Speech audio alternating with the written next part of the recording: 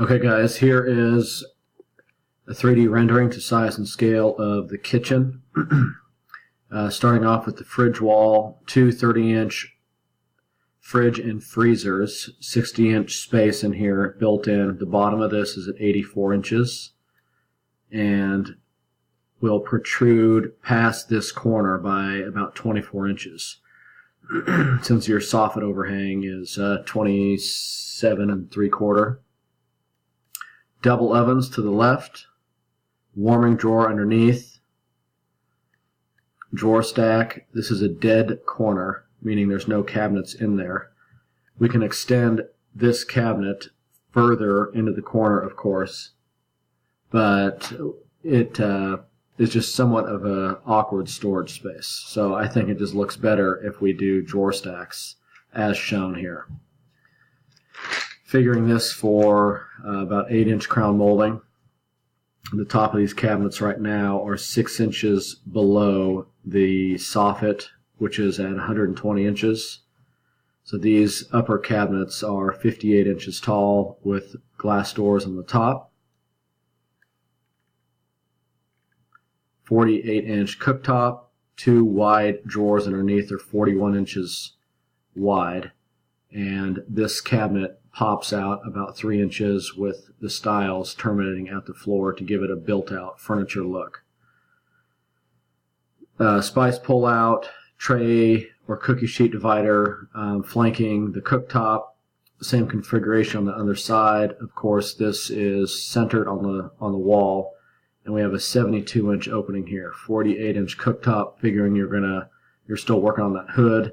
But if that's going to be slightly bigger than 48 and still have an appropriate amount of room from the left and right of the metal hood to the cabinets. We have the dishwasher right here. Sink number 1 or number 2, apron sink off center for the pass-through.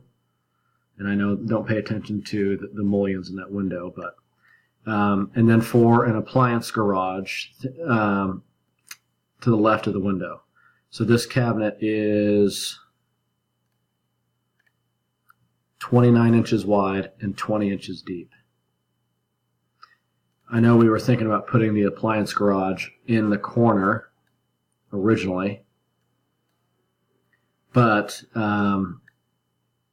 where our hands are tied, we're a bit limited to put that in there. So if we put a 29-inch cabinet in here,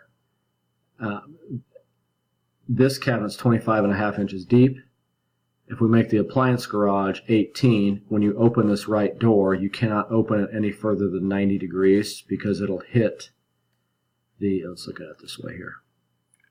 It would hit the side of this cabinet. So you have only 24 inches to stand with the open door to your right and the base cabinet to your left. We can put one there, but it is not very useful and ergonomic to get in there.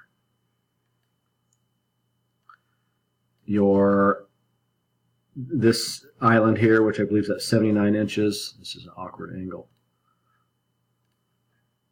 Apron sink, trash compactor number 1, dishwasher number 2, and on the back, we can look at it this way now, on the back of your first island, the appliance garages, they are nice, but it's difficult to fit as much as you hope to fit in there. So if we put an appliance lift for the KitchenAid mixer here, and it's a hardware that the KitchenAid will sit on, open this door up, and it's a spring-loaded lift assist system where you just pull the KitchenAid mixer up and it brings it up to countertop level. It doesn't sit on the countertop, it supports itself in front, but they're pretty popular. Drawer stacks to the left of that. Your coffee bar here, 12-inch deep, glass doors, wide drawer bank underneath, and just to spruce it up a bit, some panels that come down to give it a hutch-like look that would sit on top of the granite. The big island, come on computer, Looking at the face of this, trash compactor number 2, microwave in here. There really isn't a good spot on the perimeter kitchen walls to put that. So looking at the island, the countertop is 18 feet long.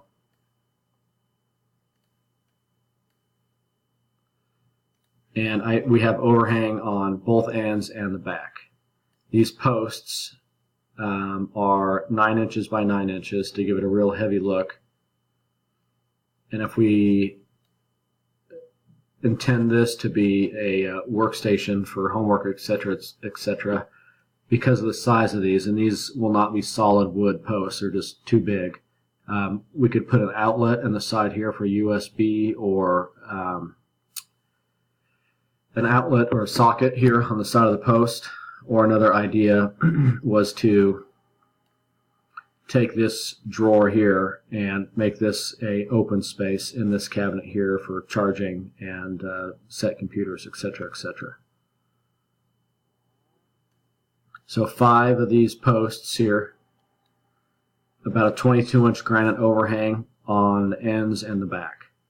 So when we laid out the island in there today, one thing that we need to take in consideration, I know you wanted to have a clean walk-through space through here, but this is within a couple inches of where it actually is in your house.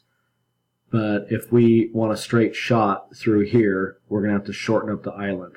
So this is 18. And I think it's out a little bit further than where the electrical's stubbed up at currently. But if we want a straight shot from the living room into the kitchen, we need to shorten the island down to about 13 feet when we laid it out today to have a straight shot through here. So the intent of this layout is just to get a rough in and figure out the bones of the kitchen, placement of everything, and if that is good, then we can keep sharpening our pencils on the kitchen. The bar area,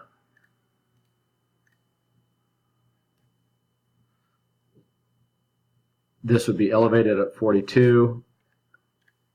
Ice maker, kegerator, which looks like the granite cannot go over the top of dishwasher. Refrigerators that are about 17 inches wide, and they're pretty short. They're only 27 inches tall, so we'll have to possibly set those on an elevated toe kick to keep them without a big space on the top. And then we have about 42 inches here, which you could put a door. So we lose a little bit of room. You can see some wasted space here with this kick. But if we straighten it out, you could maybe get another set of drawers in here, but your call on what you want to do there.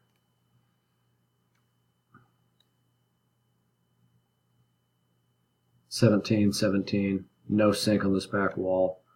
Whoa.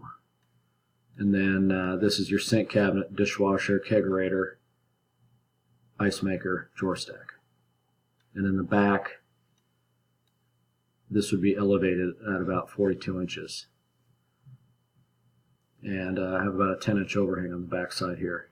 And then lastly is the master bath area. So if we take those up, those are,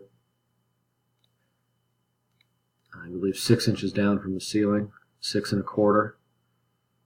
30-inch wide sink cabinet that steps out. These are 14 inches wide, 9 inches deep, and 101 inches tall. I think we should shorten them. I like the idea of them sitting on the counter, but that's too tall to me. But if they don't sit on the counter, that's going to be a strange space underneath if the mirror came down and sat on there. Makeup. 30-inch height, drawer stacks, knee space in here to sit in there, and these come down and terminate at the floor. And on the other side, sink cabinet, drawer stack, drawer stack. So I hope that helps, just to, again, just get some nuts and bolts figured out and just get going in a direction that has some basic cabinet layout. There's a lot of work to do here, but that should get us started, and then we can, like I said earlier, just fine-tune our decisions and exact placement of the other smaller details. All right, thanks, guys.